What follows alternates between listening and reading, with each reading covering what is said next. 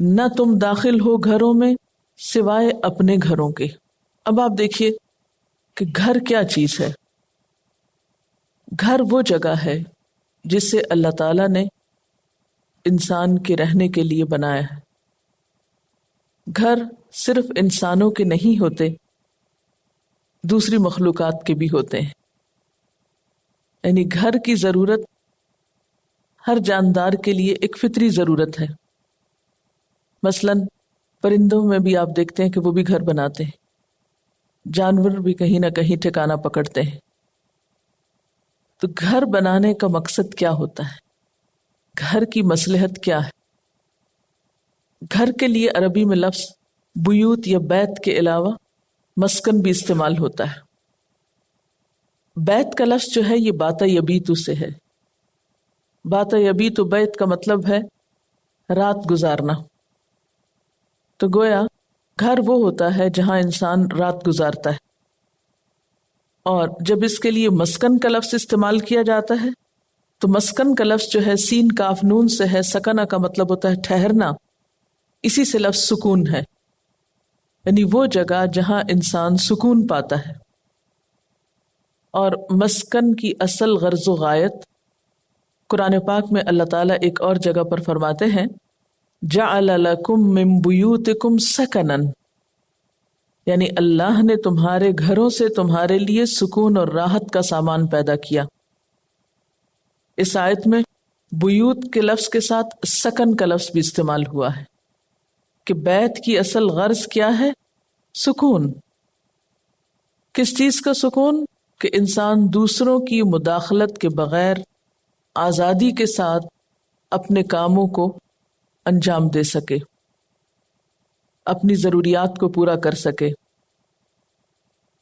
گھر میں انسان کھاتا پیتا ہے، سوتا ہے، دیگر کام کاج کرتا ہے، تو گھر کے اندر سکون کا سبب دراصل اس کی پرائیویسی ہوتی ہے۔ اس آیت میں دراصل اللہ تعالی گھروں کی پرائیویسی کو قائم کرنے کا حکم دے رہا ہے کہ دوسرے لوگ کسی کے گھر میں یا گھر والوں کے علاوہ دوسرے لوگ اس میں اس قسم کی مداخلت نہ کریں کہ جس سے انسانوں کا سکون برباد ہو۔ اب دیکھیے کہ اسلام کا مطلب کیا ہے؟ پیس، امن۔ یہ امن صرف ملک کی سطح پر نہیں، صرف کسی شہر یا محلے کی سطح پر نہیں، یہ سکون انسان کے گھر میں بھی اور انسان کے دل میں بھی۔ اسلام ایسے قوانین اور ایسے طریقے زندگی بتاتا ہے کہ جس سے انسان کی اپنی زندگی میں بھی سکون آئے، اس کے گھر میں بھی سکون ہو، اس کے شہر میں بھی، اس کے ملک میں بھی، اور پھر پوری دنیا میں۔ اسی لیے ہم دیکھتے ہیں کہ کسی دوسرے کو ناحق تکلیف دینا حرام ہے۔ مسلمان کی تعریف ہی یہ کی گئی کہ المسلم من سلم المسلمون من لسانہ و یدہ، مسلمان وہ ہے جس کے ہاتھ اور زبان سے دوسرے مسلمان محفوظ رہیں۔ لہذا کوئی ایسا کام کرنا کہ جس سے دوسرے کو اذیت ہو، جس سے دوسرے کا چین اور آرام رخصت ہو، یہ اسلامی روح سے ایسا کرنا ممنوع ہے، حرام ہے۔ کسی دوسرے کی آزادی میں خلل ڈالنا اور اس کو تکلیف سے بچانا، یہ عین انسانی شرافت کا تقاضا بھی ہے۔ اسی لیے یہاں پر کیا حکم دیا گیا؟ لا تدخلوا بیوتا غیر بیوتکم، اپنے گھروں کے سوا دوسرے گھروں میں مت داخل ہو، حتی تستأنسوا، یہاں تک کہ انہیں مانوس کر لو، یعنی ان سے اجازت لے لو اور انہیں سلام کر لو، جیسا کہ آیت کے اگلے حصے میں آ رہا ہے۔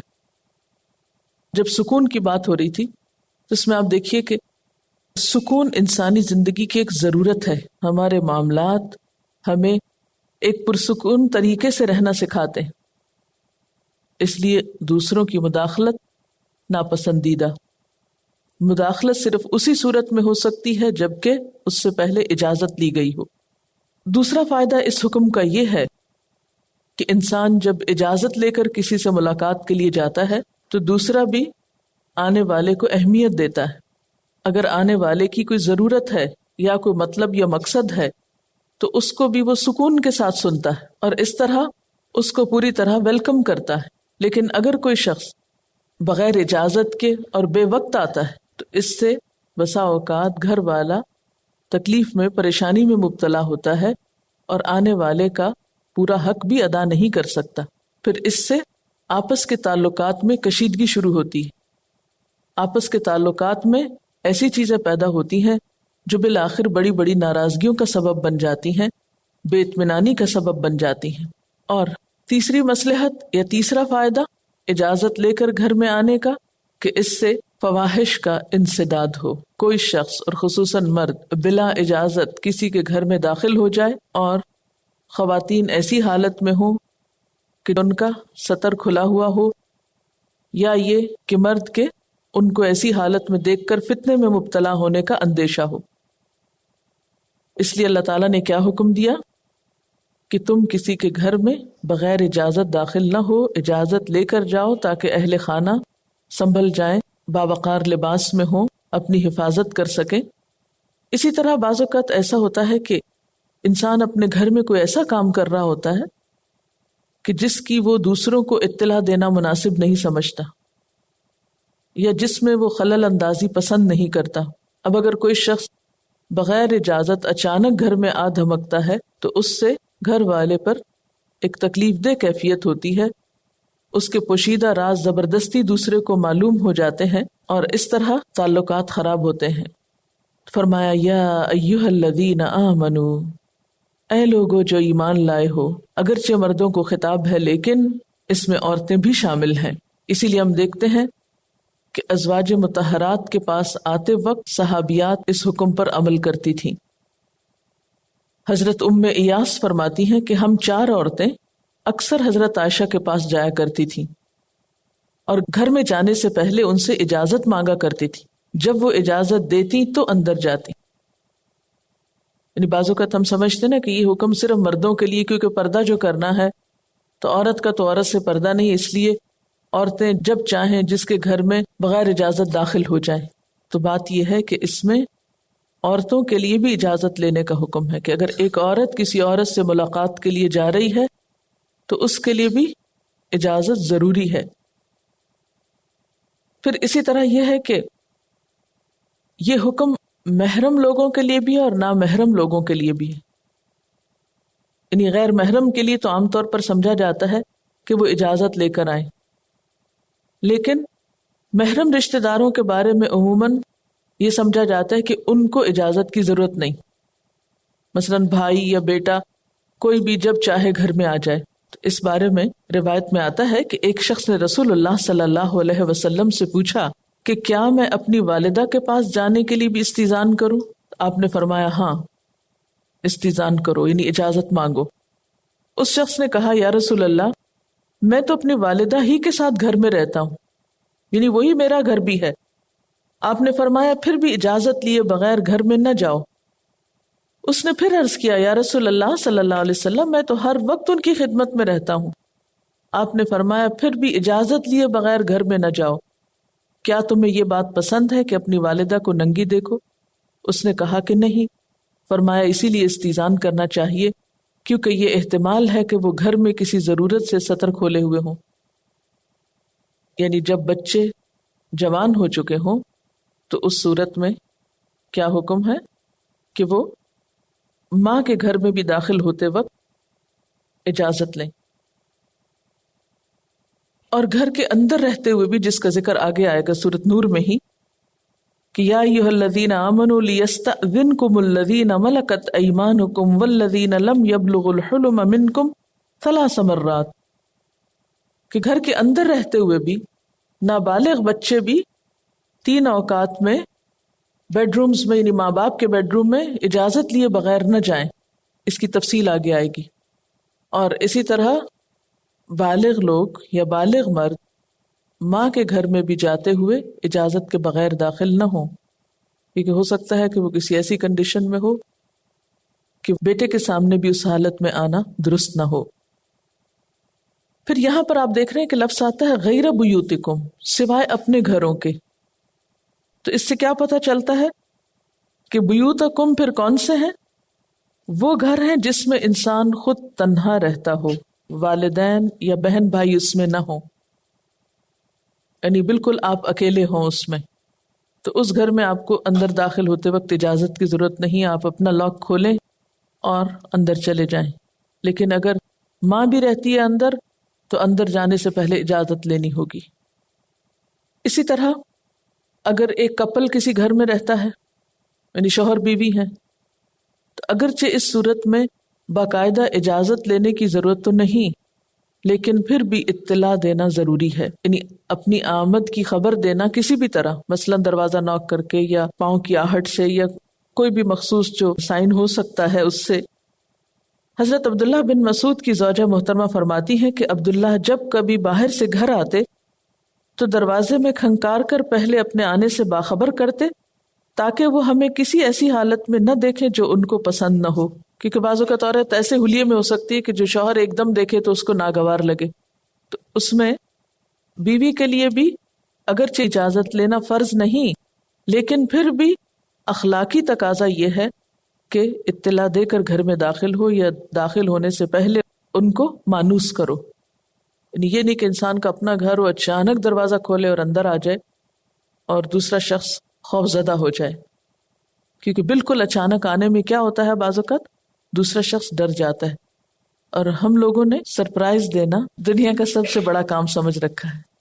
جب تک پتہ نہ چل جائے کہ تمہارا آنا صاحب خانہ کو ناگوار نہیں اور وہ پسند کرتا ہے کہ تم اس کے گھر میں داخل ہو، یعنی گویا اس کی رضامندی لینا بھی یا رضامندی معلوم کرنا بھی ضروری ہے. وَتُسَلِّمُوا عَلَىٰ أَهْلِهَا، اور تم سلام بھیجو اس کے رہنے والوں پر یعنی گھر والوں پر. امام بخاری نے اپنی کتاب الادب المفرد میں حضرت ابو ہریرہ رضی اللہ تعالی عنہ سے روایت کیا ہے کہ انہوں نے فرمایا کہ جو شخص سلام سے پہلے استیزان کرے اس کو اجازت نہ دو، کیونکہ اس نے مسنون طریقے کو چھوڑ دیا. اور ابو داؤد کی حدیث میں ہے کہ بنی عامر کے ایک شخص نے رسول اللہ صلی اللہ علیہ وسلم سے اس طرح استیزان کیا کہ باہر سے کہا اَأَلِجُ، کیا میں گھس جاؤں؟ آپ نے اپنے خادم سے فرمایا کہ یہ شخص استیزان کا طریقہ نہیں جانتا، باہر جا کر اس کو طریقہ سکھاؤ کہ یوں کہے السلام علیکم ادخل، یعنی کیا میں داخل ہو سکتا ہوں. ابھی یہ خادم باہر نہیں گیا تھا کہ اس نے خود حضور صلی اللہ علیہ وسلم کے کلمات سن لیے اور اس طرح کہا السلام علیکم ادخل، یعنی اس نے خادم کے سکھانے سے پہلے آپ ہی سے سیکھ لیا تو آپ نے اندر آنے کی اجازت دے دی. اسی طرح ایک اور روایت میں آتا ہے کہ رسول اللہ صلی اللہ علیہ وسلم نے فرمایا لا تأذنوا لمن لم يبدأ بالسلام، جو شخص پہلے سلام نہ کرے اس کو اندر آنے کی اجازت نہ دو.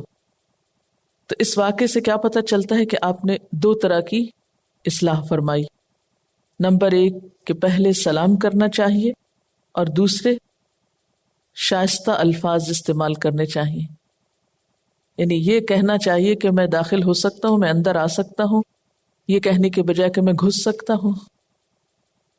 یعنی اس سے بھی پتہ چلتا ہے کہ آپ کتنا خوبصورت مزاج رکھتے تھے، کہ الفاظ کے چناؤ کا بھی دھیان رکھتے تھے.